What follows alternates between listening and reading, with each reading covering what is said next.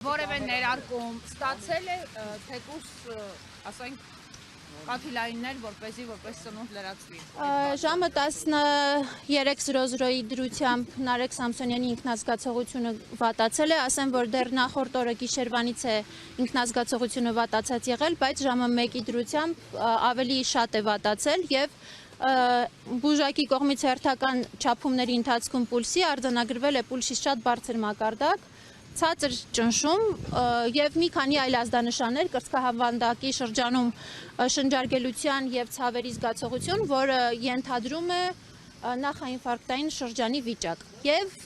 բուժակները ահազանգել են շտապօգնությունը եկել է 1.5 ժամ անց, իսկ որոնք արձանագրել են, որ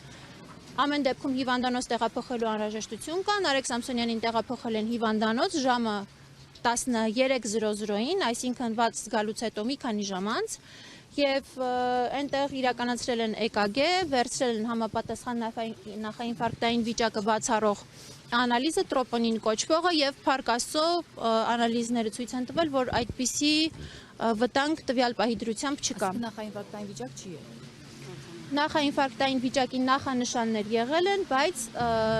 կենսանմուշը բացառել է նախաինֆարկտային վիճակի հավանականությունը այդ պահի դրությամբ։ Իսկ ինչ վիրահատություն Զարգացում կանխող որևէ ներարկում եւ այլն։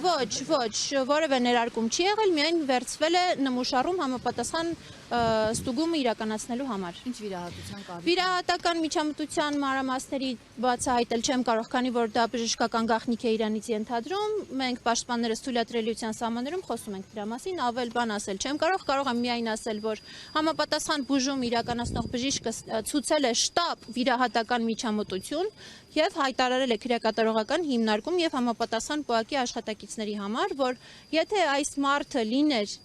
գար հիվանդանոց եւ լիներ բուժ հաստատությունում, ես իրեն անհապաղ պարկեցնելու եմ եւ անհապաղ օր առաջ իրականացնեի այդ վիրահատությունը։ Ինչու են հետ տարել, կներեք, հիմա ինչու են հետ տարել, եթե շտապ վիրահատության կարիք ունեն։ Փաստաթղթաշրջանառություն է իրականացվում, որպեսզի ուղեգրեն համապատասխան բժշկական հաստատություն, դրա մասին մենք մեր ասուլիսի ընթացքում խոսել ենք եւ մեր խնդիրը հենց դրանում է կայանում, որ իրենք ասում են, որ փաստաթղթաշրջանառության ավարտը կկատարվի 10 օրվա ընթացքում, բայց մենք 10 օր ժամանակ չունենք, որովհետև գործ ունենք 11 օր հացադուլ արած անձի հյուծված օրգանիզմի հետ, շտապ վիրահատական միջամտության անհրաժեշտության հետ եւ այդ երկու հանգամանքներ իրար հետ գումարված մարդու 1 օրվա կյանքը դառնում է գումարած 5 օր վտանգավոր, այսպես ասած, իրավիճակ, հա, եթե սովորական պայմաններում նորմալ սնվող, նորմալ անկողնում քնող, պատժախցում չգտնվող մարդը գուցե կարողանար սպասել 10 օր, այս դեպքում մենք այդ 10 օրը չենք կարող սպասել, որտեղ ամեն հաջորդ պահին կարող է ավելի վատ իրավիճակ տեղի ունենալ։ Մենք MIP-ից ընդունելություն չենք պահանջել, եթե իրենք իջնեին, լսեին մեր պահանջները, հրավիրեին, գուցե մենք բարձրանենք եւ մենք անձամբ ներկայացնենք մեր խնդիրները իրենց։ Ինչի մասին վստահ եմ, որ տեղյակ են, որովհետեւ 2 ամիս է սրա մասին ամեն օր մենք գոռում ենք, էլ չհաշված վերջին 2-3 օրերի ընթացքում հրատապ ասուլիսներով, մեր լրագրող գործընկերների լուսաբանումների միջոցով անհնար է, որ իրենք դեպքի մասին տեղյակ չլինեն։ Մանավանդ, որ նաև մենք միջազգային կառույցների մեզ տրված պատասխաններից ենք իմանում, որ մարդու իրավունքների պաշտպանի հետ իրենք կապի մեջ են կոնկրետ այս գործով։ Ընդունելություն մենք չենք ուզել, բայց պատրաստ կլինեինք իրենց համապատասխան հանգամանքները ներկայացնել, եթե իրենք բարեհաճեին, լսեին մեզ եւ մեր ակցիան չխոչընդոտեին։ Կարծում եք կաշկանդվածություն կա Ինչու է լռում MIP-ը քաղաքական ուժից, որը ընտրել է հենց այս MIP-ին։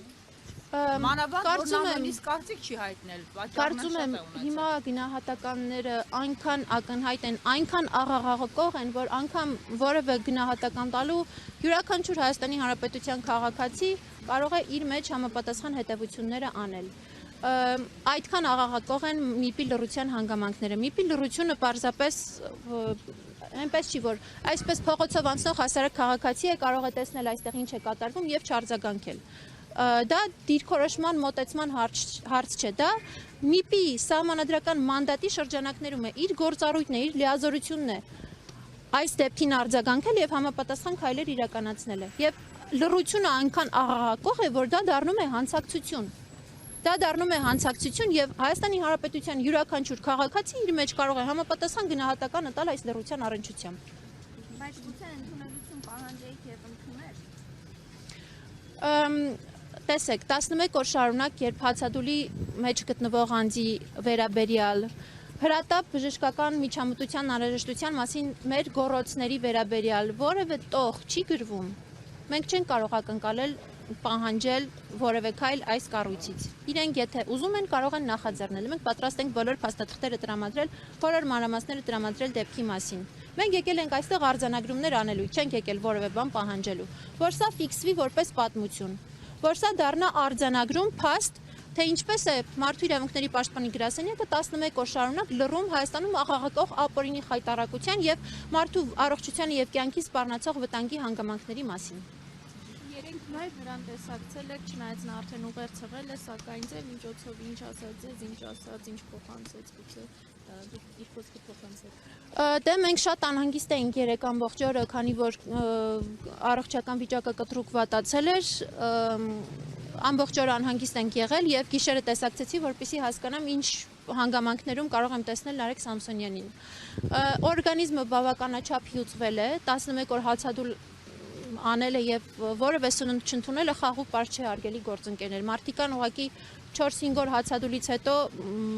դադարեցնում են, քանի որ չեն դիմանում։ Դա ոչ միայն օրգանիզմի խնդիրն է, դա ոչ միայն բնության համապատասխան արձագանքն է, այլ նաև այստեղ շատ կարևոր դերակատարություն ունի, թե մարդը ինչպես է հոգեբանորեն տրամադրված իր իրավիճակին։ Այո, օրգանիզմը բավականաչափ հյուծված է, բայց Նարեկ Սամսոնյանը շատ վճռական է իր հացադուլի մեջ, իր բողոքը արդար է եւ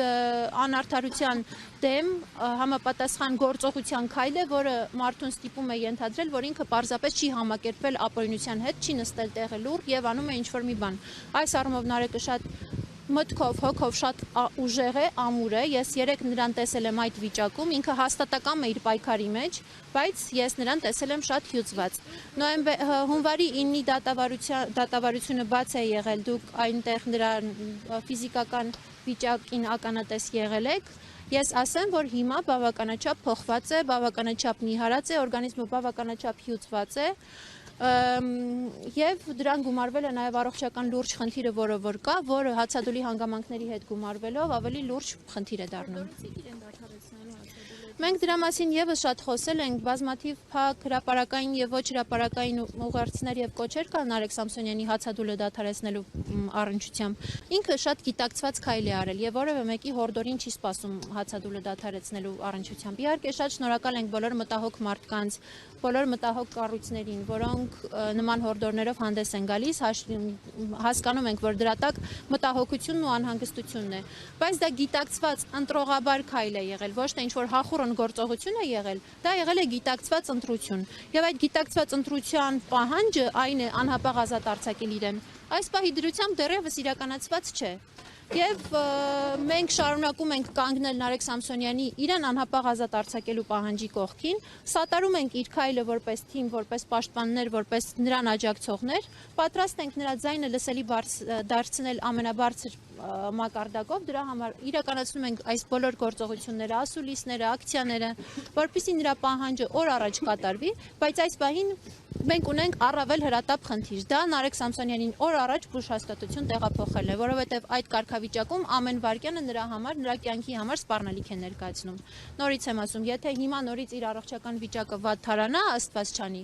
նրան բժշկական օգնությունը հասնելու է 3-4 ժամ անց։ Ում վրա է պատասխանատվությունը, եթե Աստված մի արասցե, նորից տեղափոխվի հիվանդանոց եւ վիճակը լուրջ լինի։ Բոլոր այն կառույցների, ովքեր որ ունեն իրավասություն այս թեմայով գործողություններ իրականացնելու, միջամտելու, արագացնելու գործընթացը եւ համապատասխան քայլեր չեն իրականացնում։ Դրա մասին Նարեկ Սամսոնյանը գրել է 3 իր հոդվածի մեջ, որ այս իրավիճակի համար, այս ապօրինությունների համար, չնայած շատ-շատերի սրտացավ վերաբերմունքին, հոգատար վերաբերմունքին, բայց այս ապօրինությունների տակ ստորագրողները